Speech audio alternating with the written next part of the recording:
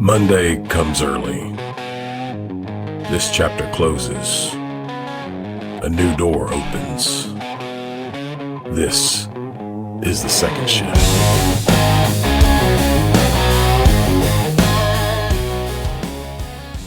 I think I was subject to the arrival fallacy, which some of your listeners may have heard. It just looks at, you get to the finish line and all the inner turmoil you feel will dissipate completely.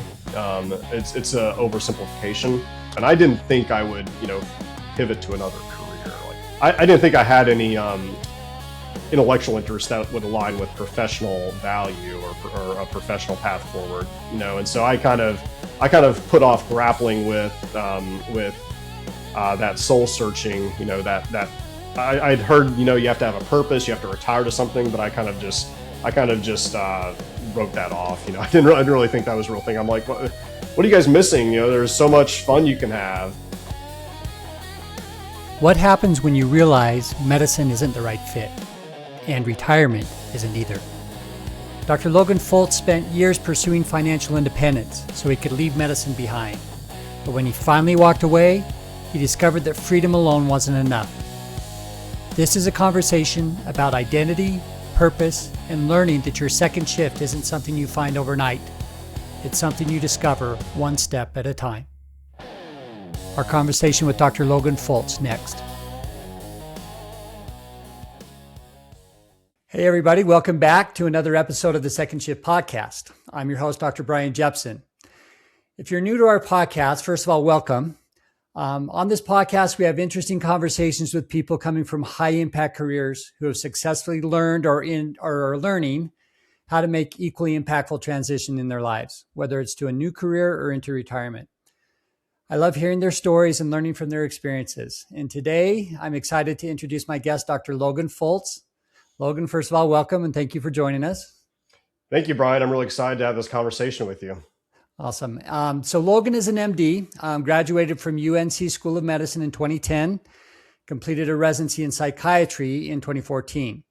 His story is interesting and different from our previous guests so far in that he figured out very early in his career that clinical medicine wasn't the right fit for him. And that realization led to a series of career shifts. So he's now an EA or an enrolled agent. And for those of you who aren't familiar with that, that's a designation similar to a CPA, working in tax advising and preparation. Logan, you can correct me if I didn't get that quite right, but I'm going to let him tell the rest of his story because he can certainly do it better than I can. So Logan, how about you start with, I was sitting there in medical school and realized that maybe I had made the wrong career choice.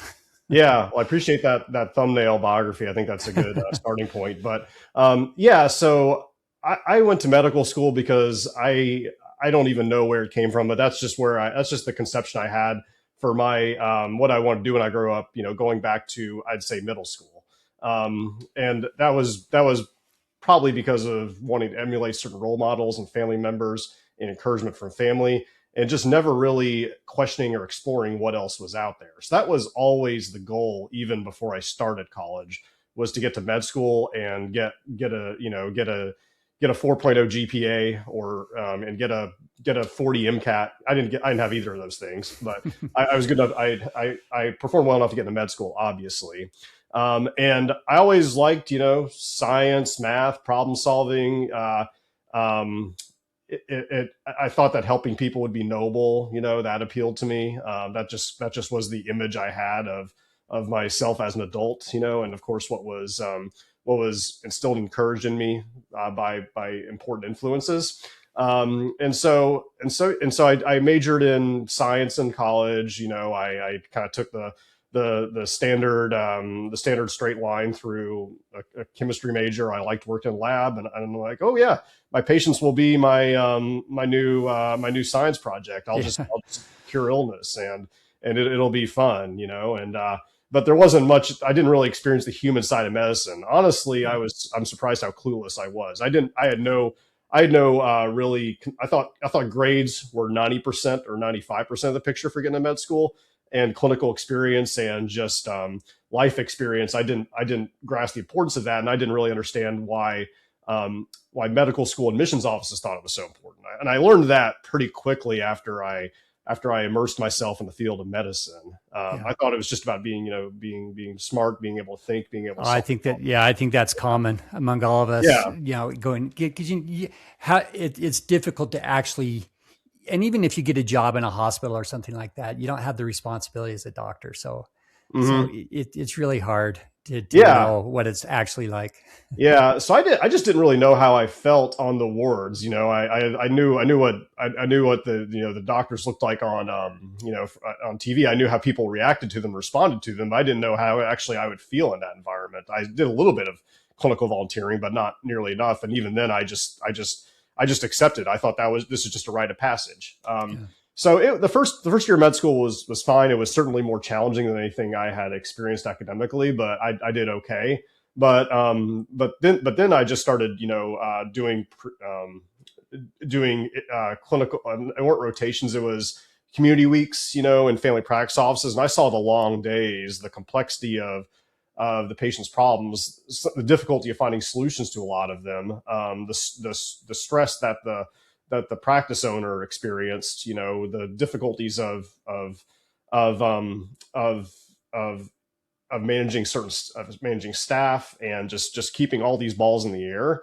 I realized that I wasn't really I didn't really appreciate the long days as much as I did studying till 10 p.m. at night. It was long days in the office, wearing a white coat, eating Hot Pockets, over 15 minutes for lunch. That like the day to day, I'm like, wow, this might be tough. I wonder how sustainable this is. Yeah, and then third year medical school, it was hard for me just to get through some rotations, like especially the ones with long hours, the procedural ones where there's a lot of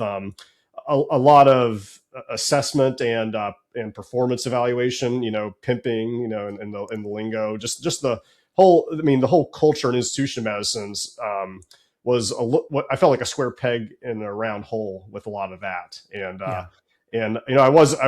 thought I wasn't used to being challenged like that.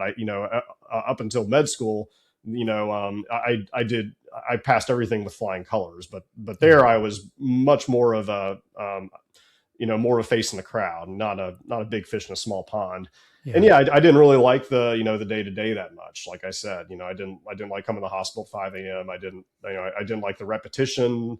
And just the rapport with patients wasn't always there too. If I was working with groups of patients that were very different from me, I remember my OBGYN rotation, a lot of patients just didn't really want, a med student who didn't really, especially a male med student, who didn't really talk to women that much, frankly, but especially if they were a different background, socioeconomically, racially, like that was tough too. But psychiatry was the best, really. I mean, psychiatry was, laid back, manageable. I thought that it was I thought that it could be a good, I thought that it could be a nice career. And it was, honestly. The breadth of knowledge was very, it was not overwhelming like I felt with, for instance, internal medicine or surgery or pediatrics or emergency medicine, which you did. I thought I could do that. And also I thought the patients were interesting, and especially starting out learning about the pharmacology, the pathology, but also I could see good outcomes. I could see improvements. So that was what I thought I would do. I originally went to med school thinking I would do something more procedural, something probably more lucrative, but I realized that wasn't going to be sustainable. But at the same time, I realized that there were probably 100 things I'd rather do than go into the office, especially on weekends. I didn't want to take call. We all felt that. I mean, I think everybody feels that way, that they would, if money were no object, they would probably work less than you would work as a resident, for instance. So that's how I felt, and that's around the same time that I started having my you might say like my financial awakening, where I learned that you could be work optional. You didn't have to work until 65 and then 10 years later go to assisted living. So let me interrupt. Let me interrupt you at that point, because I want to get into that part of it. But before, so as you were going through it and realizing this just doesn't quite fit me. This doesn't feel right. Did you ever feel like maybe I'm just doing this wrong? Or did you feel like you were pretty confident that medicine just wasn't the right fit for you? I thought that it would be better when I got through residency. That I would have a clinical and intellectual comfort and mastery, of the cases I saw, and that the day to day would get better. And I think that I had to learn some kindergarten skills when I was in medical school. But after about a year of med school rotations, I felt like I knew how to how to be a good how to fit in a team, how to work with certain personalities.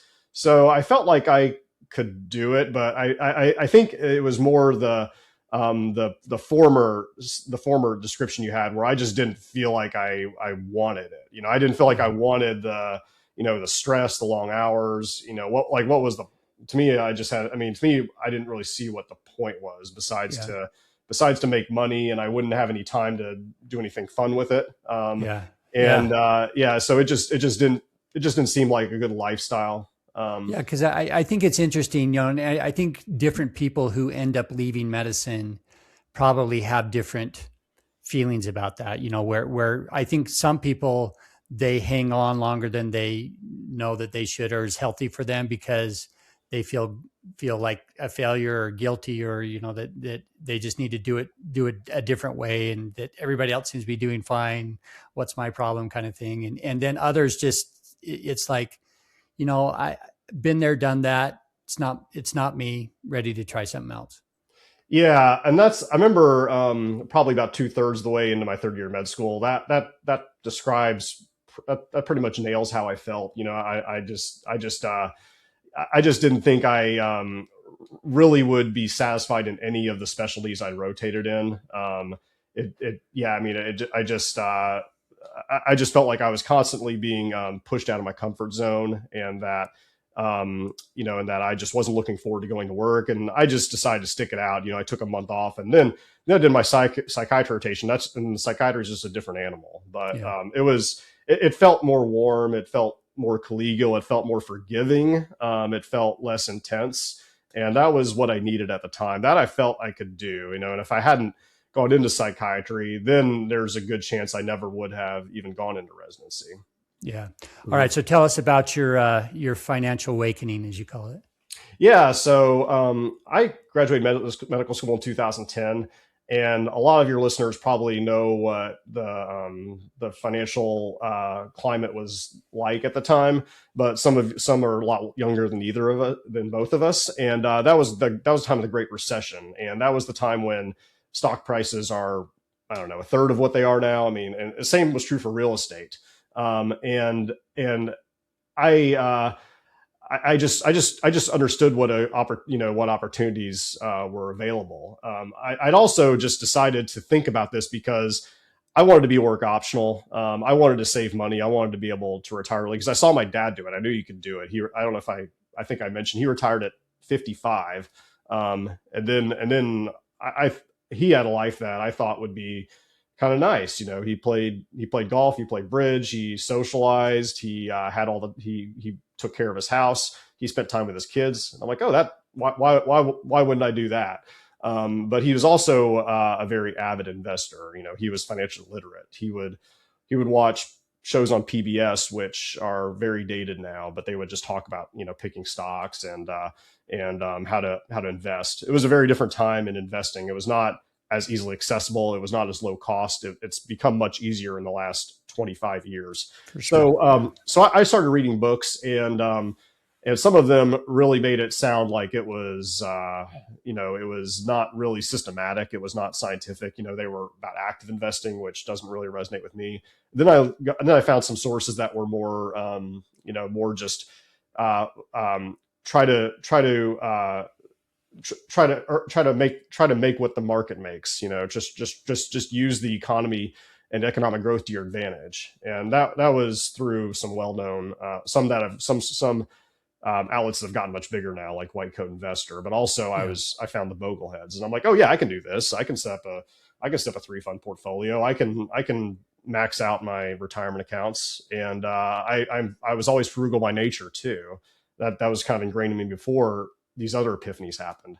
Yeah. And so in residency, I started saving pretty aggressively, more than most people have the flexibility to do, because I didn't work long hours as a psychiatrist, and they were also very liberal or very permissive about allowing moonlighting opportunities. Got it. Mm-hmm. Yeah. So, Yeah. so as you were exploring, as you learned a little bit more about the FIRE movement, so, financially independent, retire early, and started feeling like, okay, that's something that you could realistically do, and that sounds appealing. Mm-hmm. Was your goal originally to retire early, or was it simply to create options? I think it was to retire early. I think I remember reading the the kind of early viral articles about Mr. Money Mustache, and one of them was called, it was in Market Watch. It was called "How to Retire Early, 35 Years Early." And I don't have the photographic recollection of that article, but it made it sound like you could you could just travel in your in your Sprinter van, you could hike, you could ride your mountain bike, and I'm like, oh, I love the outdoors. I love to travel. Like, why work is, you'd be a sucker to have to work when you can just do that, when you can just have fun, and that to me, it just the path to relief from working in the hospital. I felt like you couldn't feed me enough of just leisure at a certain point when you get to a finish line. I thought that, oh yeah, I'll just do that once I get to a magic number, and then of course I read, some simple articles about, how to estimate your safe withdrawal rate, how to determine how much you should save to be financially independent. And I'm like, okay, I'll aim for that, and as I mentioned before, this was 2010. The market performed much better than the standard average investment growth over the last 100 years. So the compounding worked really quickly and worked very powerfully. Yeah, that's awesome. So, now that if we push it forward a little bit, and I assume that you reached a point where you said, okay, well, financially, I have options now. And so now, looking back on it, do you think financial independence was the solution to your discomfort in medicine, or was it more of a permission to solve the real problem, which may be alignment? Well, I think I was subject to the arrival fallacy, which some of your listeners may have heard. It just looks at, you get to the finish line and all the inner turmoil you feel will dissipate completely. It's a oversimplification. But that's what I thought I would happen. I didn't think I would, pivot to another career. Like I didn't think I had any intellectual interest that would align with professional value or a professional path forward. So I didn't really think about that, and so I kind of put off grappling with that soul searching, I'd heard, you have to have a purpose, you have to retire to something, but I kind of just wrote that off. I didn't really think that was a real thing. I'm like, what are you guys missing? There's so much fun you can have.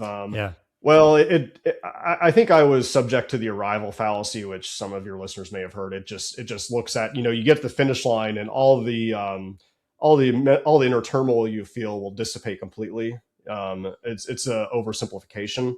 But that's what I thought I would happen. I didn't think I would, pivot to another career. Like I didn't think I had any intellectual interest that would align with professional value or a professional path forward. So I didn't really think about that, and so I kind of put off grappling with that soul searching, I'd heard, you have to have a purpose, you have to retire to something, but I kind of just wrote that off. I didn't really think that was a real thing. I'm like, what are you guys missing? There's so much fun you can have. I was single and I'm still not married. And now I'm at a point where there is more certainty. So I just started saving for all these contingencies. And of course it was just inertia, because the other thing you have to consider is that with medicine, it's so hard to enter back in after you step out. You have to, and the hard part for me is that, I couldn't really scale back that much. I was working more than full time for a while, but I couldn't really go to less than full time. I didn't have any need to work full time.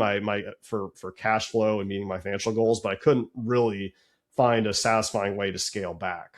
Yeah. And I can talk more about, what I did with solutions I did find to that. None of them really worked. So anyway, that took place over 10 years. And eventually what kind of caused the rubber to meet the road was the pandemic. And then I just realized I had all this time and I needed to really figure out what I wanted to do. And because I had colleagues ask me, are you just going to be doing this forever? Is this like, what's your plan, Logan? And I realized I didn't really have one, and I didn't know when I wanted to stop. I knew I didn't want to stop. I didn't want to keep going just till I was 65 either. Meaning staying in clinical medicine. Yeah. Well, I didn't want to stop without a plan, because one part I Yeah. left out is that I did leave my full-time clinical job when my contract came up for renewal. I decided to play hardball with them, and as you can imagine, they just told me to shove it. And so they didn't. I was like, well, if you had to replace me, you'd have to pay six figures for recruiting. So maybe I should get more than just the standard contract. And they said no, and that's what will happen 9 times out of 10. If you're thinking, I mean, that's the hard part about negotiating, is that you have to be willing to walk away. Yeah, because you may have to, right? And so I had a plan. I'll walk away, and if I was in a financial position to do that, I walked away. And this was 2019 actually, and so I was going into the winter. I lived in Utah, and all my friends were working. There was all these, social activities that I kind of envisioned in my dream early retirement. They weren't really there. People were working, people were married. It was cold outside.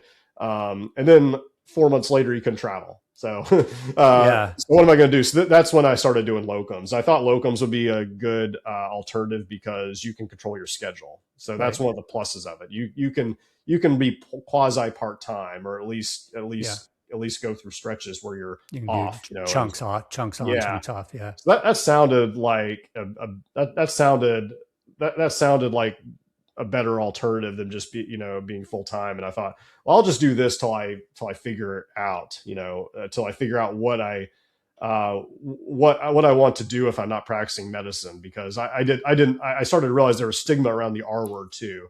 After about a few months off, people ask you what you do. And I avoided the R word like a plague, and there's a lot of complex social dynamics with that. And like I said, I was single.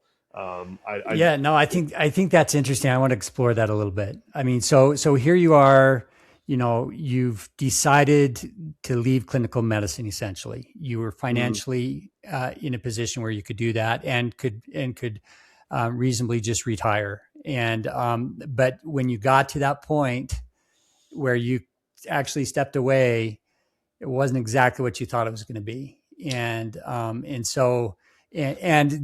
there are social implications and other, I mean, here you are, a young guy still, all your friends are working. So, it's not like you have a social network of other retired people that you can just go play with.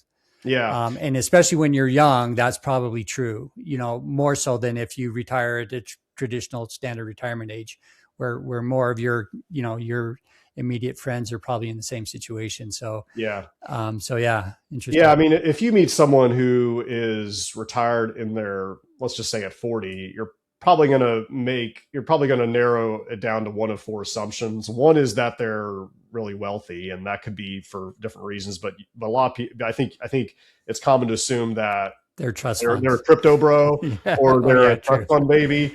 Yeah. Or if they're not working, you might assume they're not wealthy, but they're disabled, or they're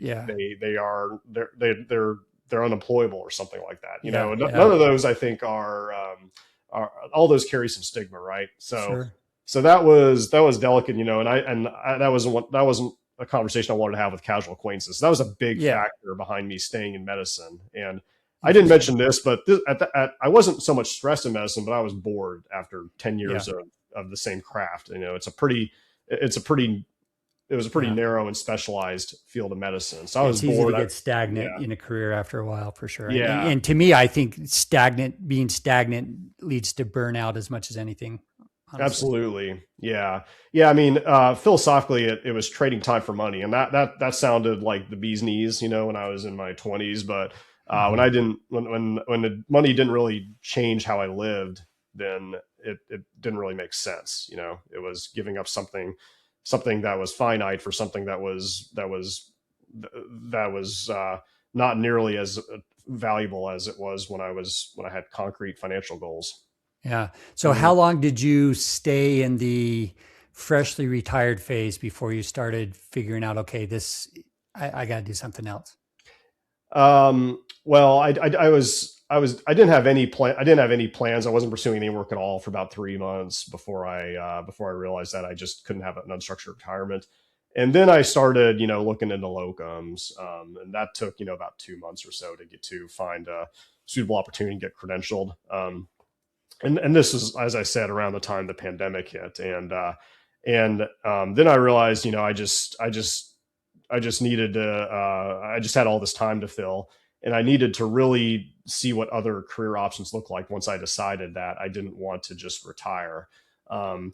And I considered a few different things, but really I was always a financial hobbyist. That's what always held my intellectual attention. I was spending, uh, at least 10 times as much time reading, financial literature than I was reading medical literature. I felt like I could do that.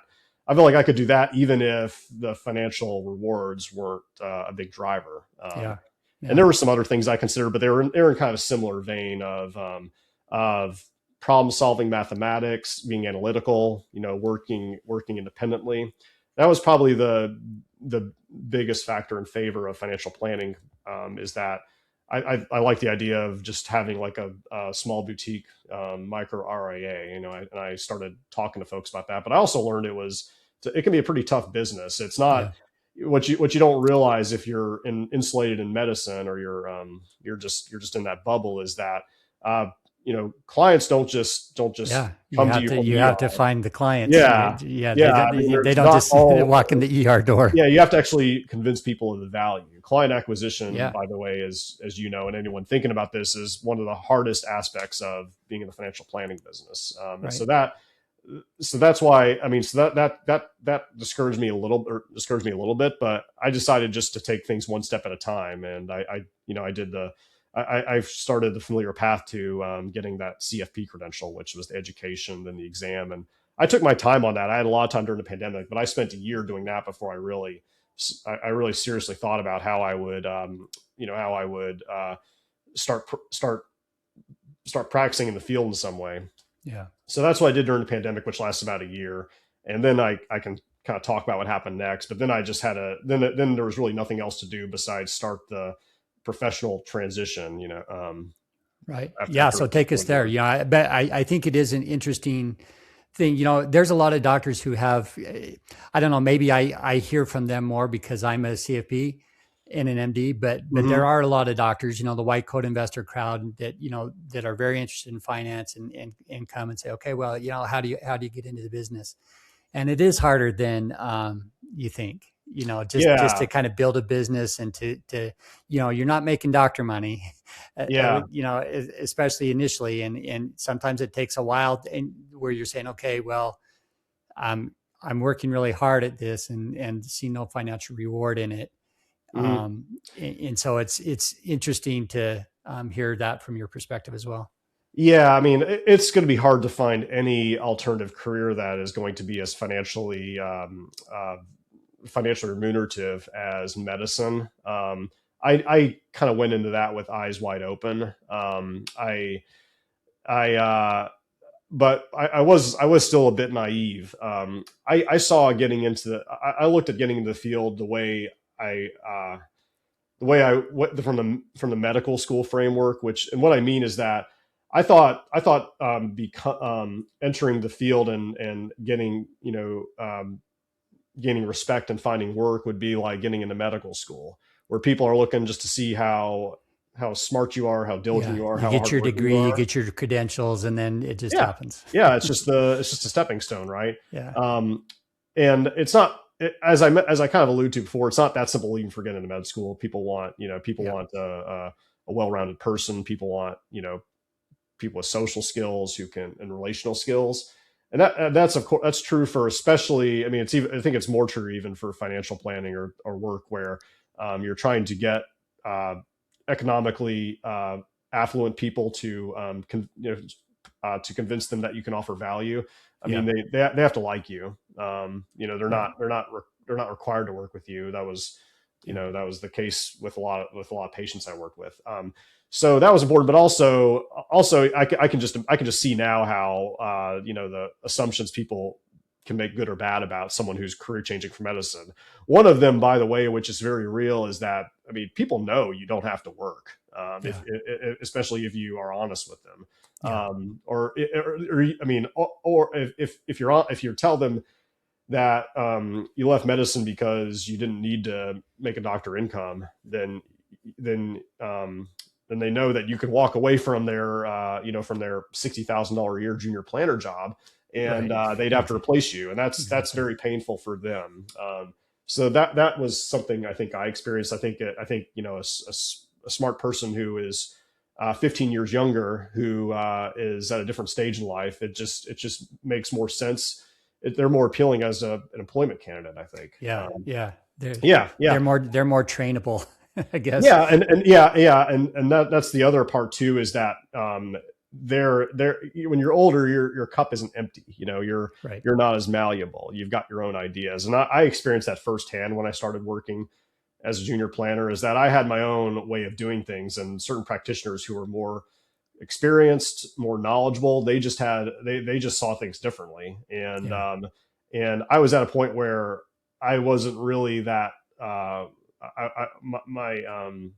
my beliefs and practices just weren't that malleable. And so it's hard. And so it's hard to work long-term in a situation where you're just not aligned philosophically. And it could be about the practice of the practice of profession itself, working with clients, or it could just be about how to run a business. And so, but what I did is I thought I would start a firm myself, but I kind of got scared off from that because I heard how hard it was. It's just a industry that has very complex regulations, heavy compliance burden, and just the practice of running a business. I realized I didn't learn in medical school, like how to advertise. Yeah, for sure. Well, and you didn't learn it in your CFP training either. Absolutely. Absolutely. Yeah. And so I felt like if I started to practice, I could, and this is, I think, valid. I could go years without getting any clients, and I would get discouraged and give up. And so that was the idea, and I can kind of tell you how, and I kind of alluded to how that worked out. It just wasn't a fit. So then I had to kind of figure out, I realized I had to be independent. I had to be my, I had to at least have a lot of autonomy, if not be my own boss. Yeah. I think it's interesting how you said that, because I think that is, and maybe it's physicians or other high impact professionals, because we're used to, even if we're an employee, we're still kind of the boss in our little world, right? People look to us to solve their problems. And so I think we all crave that autonomy, and that autonomy is such an important part of aligning happiness. It feels like, to me anyway. Yeah. I mean, when I was in medicine, there was administrative oversight and stress and BS, but they pretty much left me alone. Of course, no one was trying to influence my clinical decision making.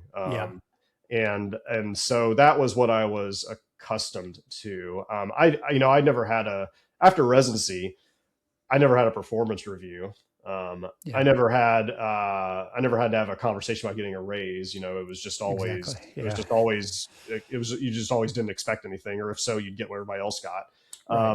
I didn't really have anyone evaluate my work that was in control. The only people that really had any opinion about me were colleagues. That's different than having a boss. Right. And lots of times our colleagues don't actually even really know that much about our clinical practice, right? Because we kind of work in silos lots of times. Yeah, So yeah. I worked in a group that was pretty collegial and collaborative, but your opinions of people were shaped often more by just by hallway conversations yeah, or exactly. conversations in the water cooler rather than watching you. You're not shadowing them. You're not seeing them in practice, Exactly. right? Yeah. Mhm. Yeah.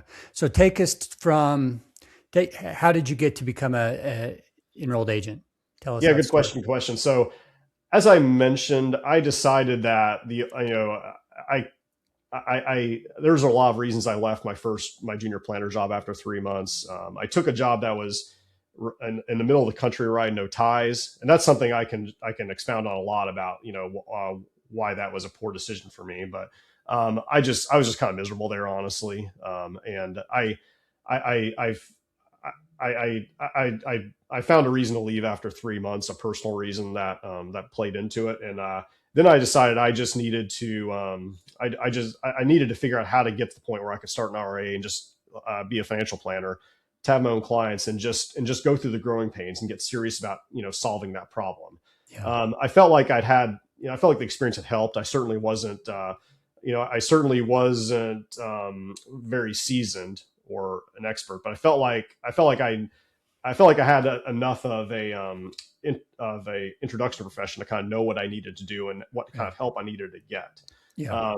And so, as a way to temporize, I did a couple things. One was I connected with, I learned how to network. I connected with folks on LinkedIn. I connected with other doctors, people like you that have branched into that or adjacent fields. Mm-hmm. I learned the value of networking, which I never really learned in medical Same. school or Yeah. residency. I just stayed in my Yeah. bubble, right? And that was extremely helpful. I did something called the externship, which I think any physician thinking about financial planning should do. It's held in the summer, so you would have to actually wait till next year. But there's a program called the externship, which is built on the basics of how the profession works, how the practice is, and you really get exceptionally valuable networking. So I did that too. I started working as a student loan consultant part time. I was getting CFP experience hours, which I needed. Mm-hmm. And then I said, well, how am I going to get clients? Well, I think I can lead with tax planning and lead with helping people with their tax pain points. So I'll get the enrolled agent designation. Yeah. And just share a little bit about the enrolled agent designation. It is, I mean, it's that you have to take some exams which are somewhat challenging, not like board exams, not like medical school exams, but you study for them, and then if you pass all three exams, you have the designation. There's no Yeah. actual no waiting experience period. requirement, which is probably a deficiency of it, because you learn a lot in practice too. But I did that, and then I just started working as a tax manager through a firm that I found through networking. I didn't have to go through the rigorous submit your resume, do a Zoom call, get a test assignment. I just did a little bit of networking and connected with some people that I liked working with. Yeah. And it was a student That's loan. how I found my job also. Yeah. It's much more fruitful than Right. than cold applications. It's if you proactively reach out and you have just organic conversation with people and form relationships, Exactly. that is much more fruitful to entering an alternative career than how I thought you applied to jobs, which is go into LinkedIn, monster.com or something, and just send your resume. That's pretty low yield. But that's what I did. I worked at a student loan focused RIA that offered a tax service, because that's a pretty unique niche. And I learned a lot. There were plenty of growing pains and lumps I took the first year, even after I got the enrolled agent designation, because I thought I knew a lot about taxes from doing my own taxes, which were not the simplest, but there are a lot of elements to it that I just hadn't had to learn how to do. And tax season also could be, I didn't have a good idea of the volume. I worked at least as hard my first tax season as I think I did in most of residency, maybe not intern year, but it was very high volume, very stressful. So I learned a lot from that too. Yeah, that's great. So tell me now, tell us now a little bit more about your company and what you're doing with TaxSmart MD. Yeah. And so there's probably there's probably a gap I should fill, because I told you I wanted to go into financial planning, and I started working as a tax manager. I thought I would, after a year or two, start an RA and be a financial planner that offered tax planning and possibly tax preparation. But I ultimately decided not to do that. I decided, clients need enough help with taxes. There are just so many dimensions and complexity with tax planning that I thought it'd be better for me just to do that than try to do everything, especially because I thought I just wanted to work for myself. I didn't really see myself being a manager working in a team. I just wanted the simplicity and flexibility of working myself. I mean, so I think it's an important, I think it's an important niche, it's especially as an MD and a tax planner. There aren't very many people like you. Yeah. Well, there's definitely a huge need for us. And I think I offer strengths as, an uncredentialed planner. I don't have the CFP, and that was honestly a decision from it's fairly expensive, and I didn't see the value of maintaining that, of getting that and maintaining that certification. But when clients have planning questions, I don't have to.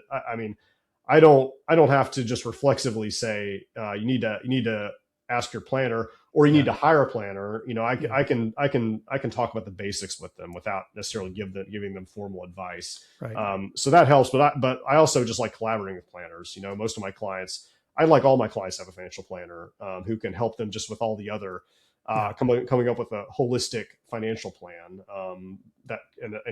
and coming up with a long-term broad vision, because I don't talk to my clients about things you talking to them about, like insurance. I don't talk much about estate planning. So anyway, I just stay in that lane. I mostly talk with clients. So what I do is I think of my service as a 12-month a year tax service, not a tax seasonal business. So the folks I work with are self-employed physicians, locum tenens doctors, practice owners, or other physicians with complex tax situations. And what I like to say I do is that I help them achieve clarity, reduce stress, stay compliant, but also identify opportunities that they can use to maximize their tax savings that are within the acceptable realms of risk. And also, I think just having that clarity and reducing tax surprises really helps people. So the tax planning for clients with complex tax situations, it's something that is at least a touch point several times a year.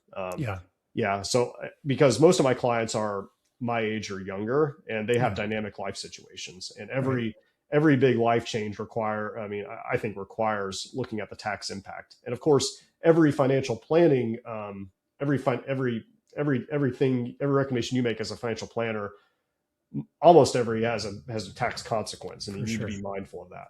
Yeah. No. So, looking back now, so here you are, you have your own business as a tax planner.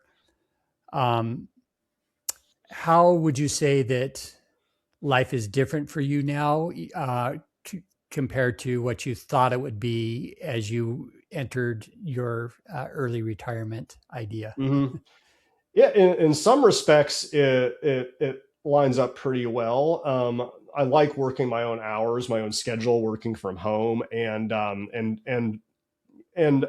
having I think my clients look to me for help, and they value my advice. I do feel respected. I do feel I do feel like I'm making positive contributions and I work with people I like. I enjoy the relationships more than I enjoyed many of the doctor-patient relationships I had. And working with doctors is good because it's collegial. It fills that void of the professional, the professional closeness that I missed when I left medicine. So that's good. I mean, honestly, I still sometimes have a challenge with helping folks understand how I can help them, what the value I offer, because you don't know what you don't know. You don't know if you're someone who doesn't understand tax well, you don't know what you might be doing suboptimally, how someone can help you. And taxes are so complicated. It's hard to explain them to a layman, or it's hard to explain more than the basic tax consequences to a layman. So Yeah. so that part is hard. I still have to work a lot to promote myself, to help folks understand my value, especially when they're new. I think that usually when folks have been working with me for a few months, they know, They what get I it do. at that point. They It's signing on the bottom line, is taking that step. Yeah, helping people do that. That's it's definitely harder, and that's right. the same with financial planning. It's probably even more of a challenge. I mean, people feel pain with taxes. Not as many folks feel pain with financial planning until they're ready to retire. Right. And then they're more until it's too late. inclined to find a solution. I'm hoping in 5 years that that I'll have. I mean, I've heard that this profession there's a lot, and people get busy really fast, and I'm hopeful that'll be the case where I can I have a small census of clients, that can really help. And I have, and if for some reason someone is no longer a client or they're no longer a fit for what I do, then it's easy. Then I don't have to work so hard to promote myself, because I would just rather problem solve. I'd rather just help. I'd just rather help clients. I'd say if there's a negative, it's that it's hard to unplug. And as a doctor working a team, an employee, when I was home, I was off. But now I feel the same. Now I work from home, and there's always work to do. Mm-hmm. So, as opposed to shift work in the emergency department, I could come home and just go fishing or whatever. Now I have to purposefully force myself to take time off, where before that was never a problem. Yeah. I mean, it's hard to set those boundaries, especially when I am at a point where you could say hungry, I'm really a pleaser. I really want to. Phase, So I work during vacations, not as much. It's mostly answering emails and correspondence. It's not that much, but it's always in the back of your mind. And if I'm home and I'm not working, it's hard for me to know what to do with myself. I have to get out of the house. I have to have that separation to not work, because really.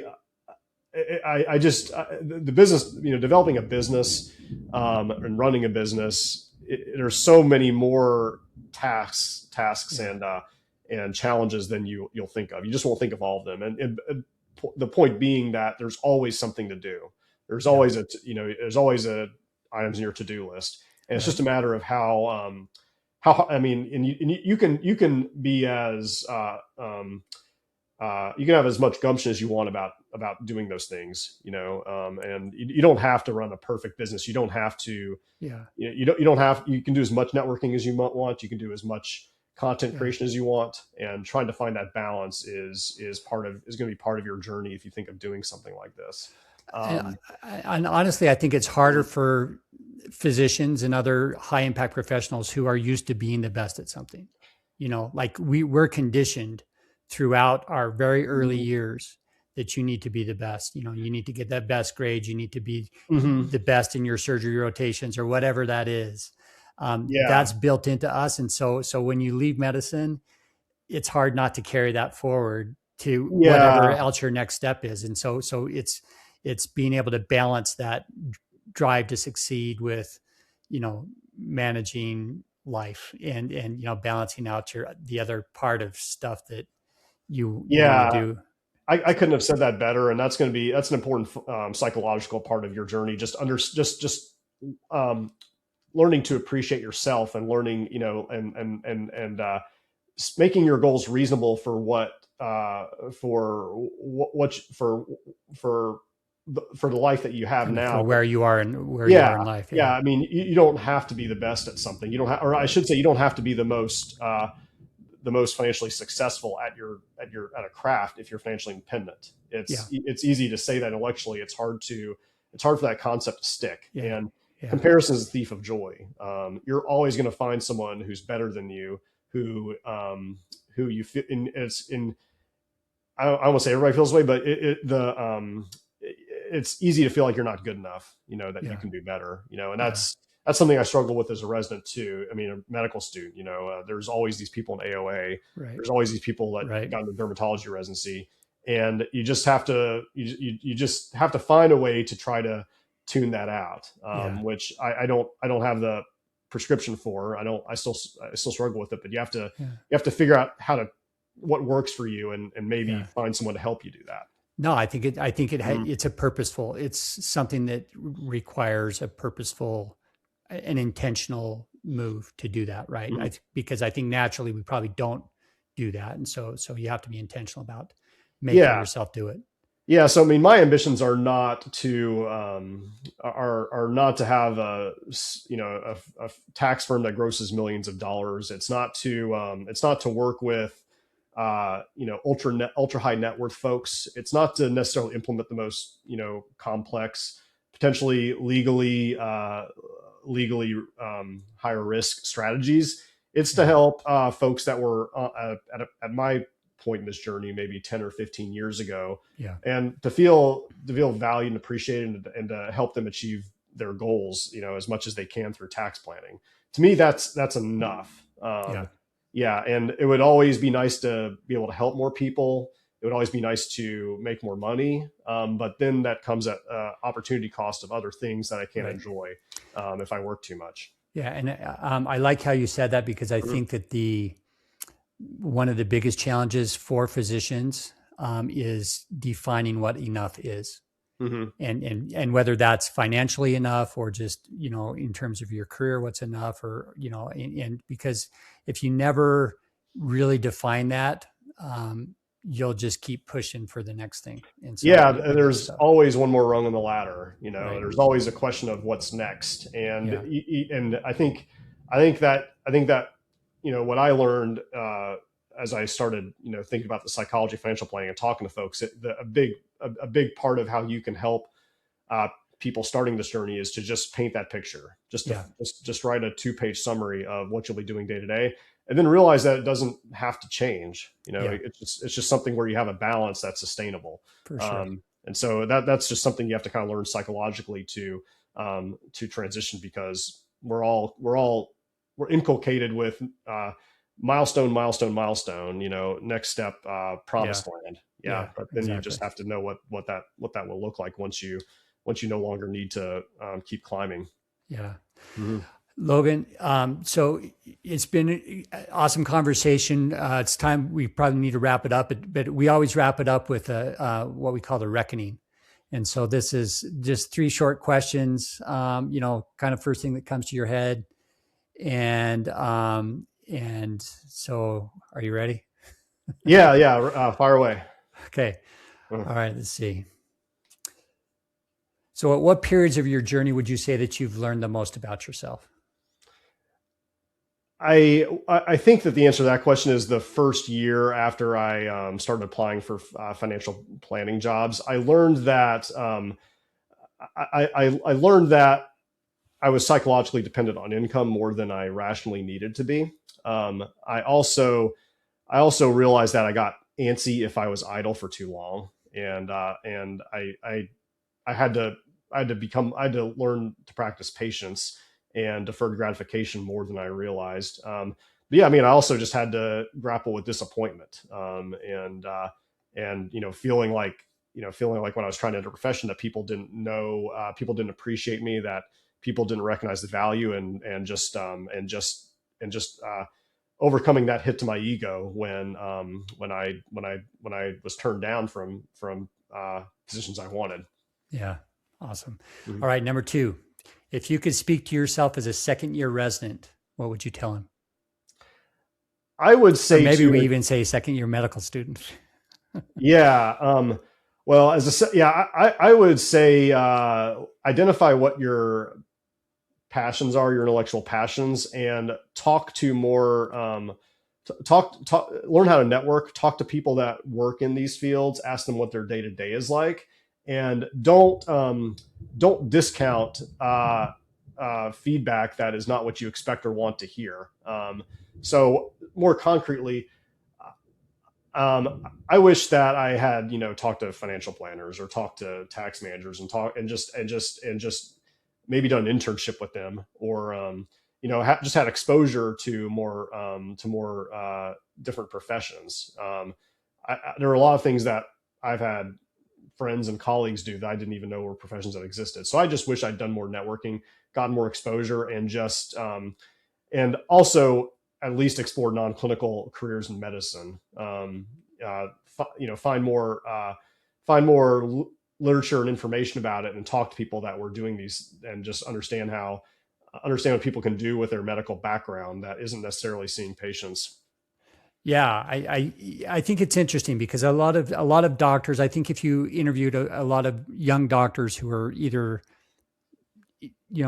through medical school, or even those who are planning to go, I don't know what their percentage, but I would guess a fairly high percentage was, I've always wanted to be a doctor, and, kind of blinders. This is my path. Absolutely. This is where I'm going. And they haven't really explored some of the other options out there that may actually be a better fit or better alignment with their personalities. But for whatever reason, whether it's internal or external, you get on a path, and that's just where you're going. That's how I was. Yeah. I never really looked at anything else. I can sum it up by saying, if people tell you they hate their job, listen to them. They're not, they're it's not them necessarly. And there may be a reason why there's such a high burnout rate in medicine, right? Yeah. And they're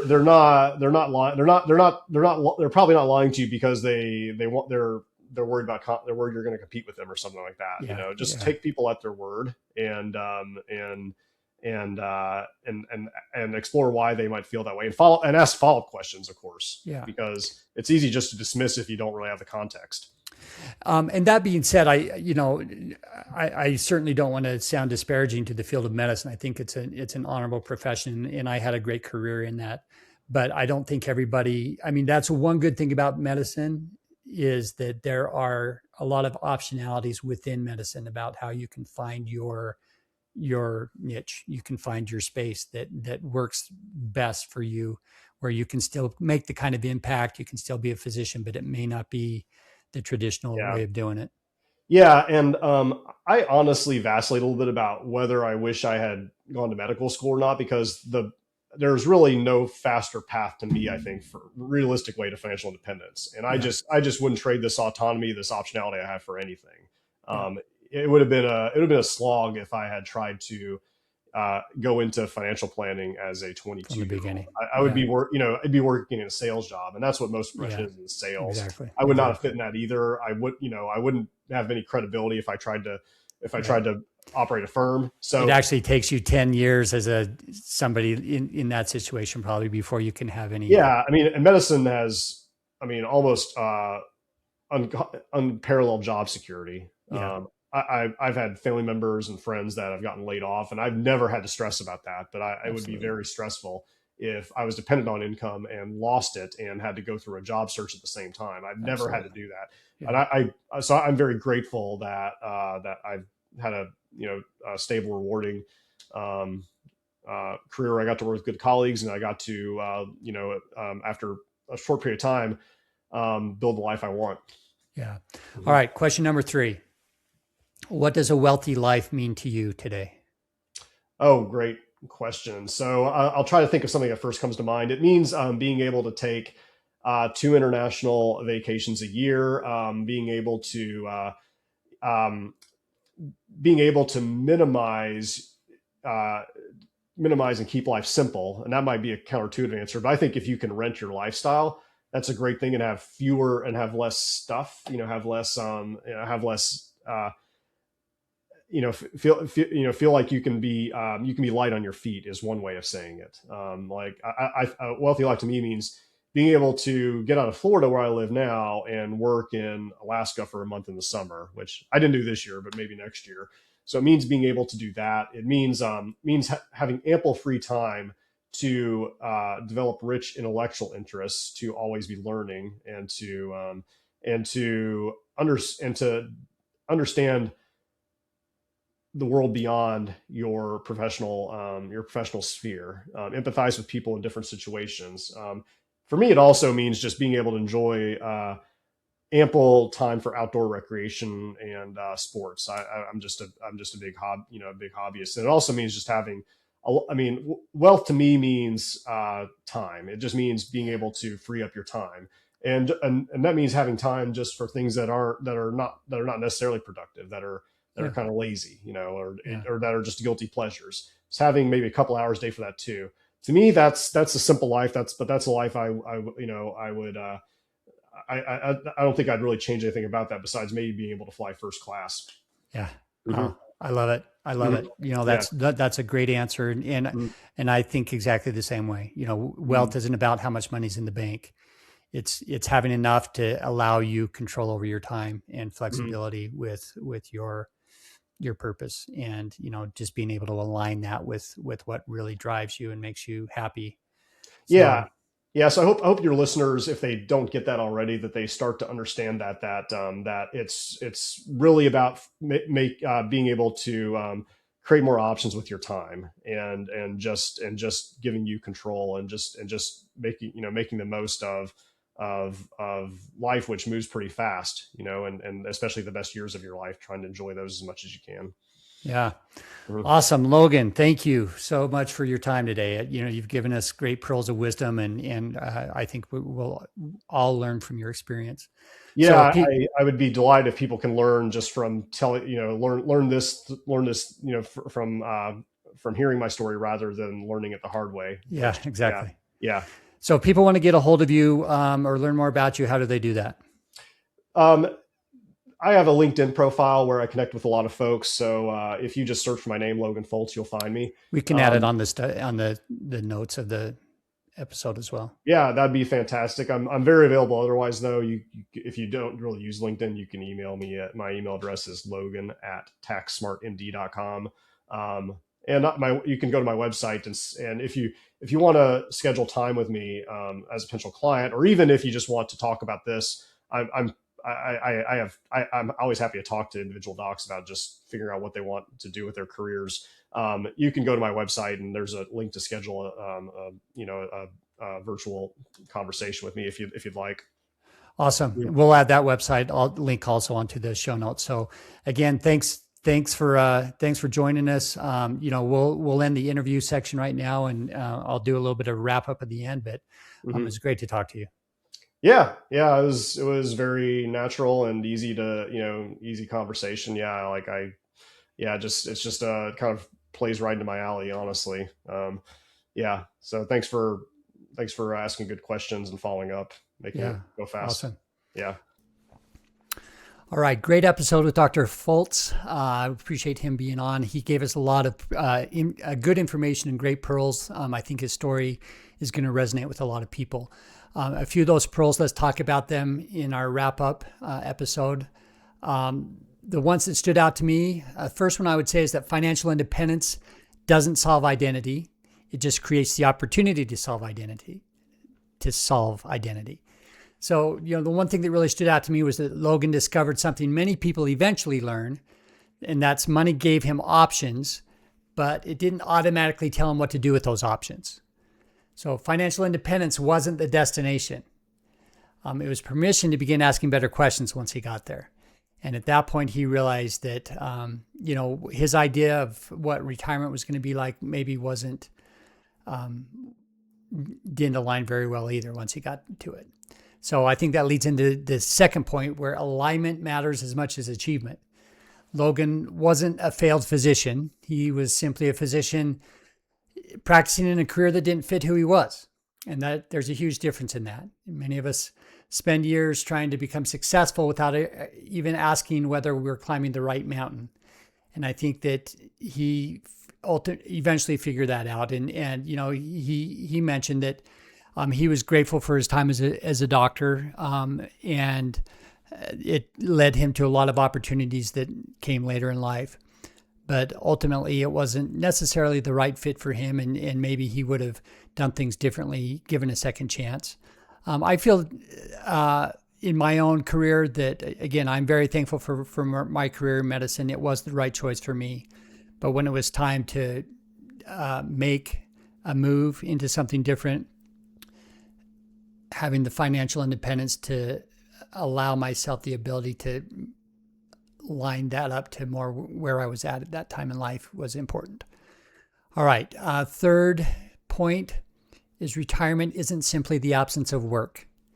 So he expected early retirement to be endless freedom. socializing with his friends, doing all kinds of fun outdoor activities. But then when he got there, it didn't take him very long that he realized that it was a lot different. So he found boredom, isolation, and eventually a need for meaningful work. So the need for some purpose doesn't disappear when work disappears or when you retire. And I think that's an important lesson is to do some introspection, know what makes you happy, know how you can continue your purpose and continue making a difference even after your formal career has ended. All right, next one. There isn't always one perfect second shift. So what I appreciated was that Logan's transition was not linear. It kind of went all over the place. So it was medicine, then he went to financial planning, then to tax, and he talked about networking and different jobs within those different fields and different cities. Each step wasn't failure. It was a learning point. It was refinement.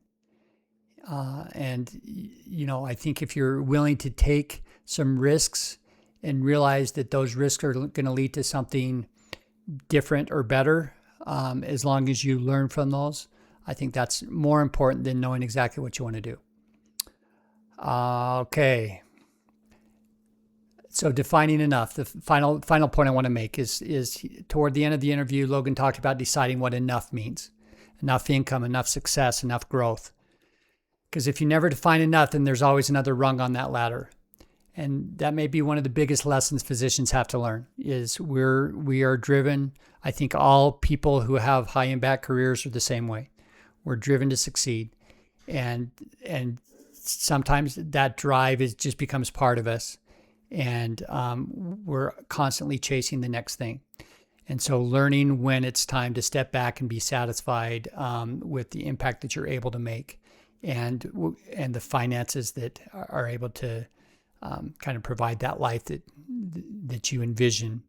I think that's a difficult challenge, but an important challenge. All right. So thanks again to Dr. Logan Foltz for joining us on this episode. And thank you, listeners, for listening. I hope you enjoyed it. I hope you learned something from it. If you do enjoy it, please share it with others. Help us get our podcast out there a little bit. And you can learn more about the podcast. You can download our free second shift blueprint, which talks about 5 conversations that you should have with your partner before you engage in any career transition. Otherwise, we will see you next time. Thank you. The work you did mattered, and you're not done. Welcome to What's Next.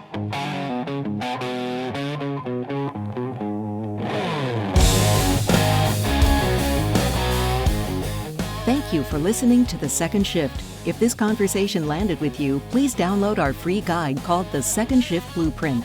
5 questions you and your partner should discuss before any major transition. Get it at secondshiftpodcast.com. That's number 2 ndshiftpodcast.com. And if you're approaching a transition and want to talk through the financial strategy, we offer a complimentary 30-minute second shift audit. Details are at secondshiftpodcast.com/audit.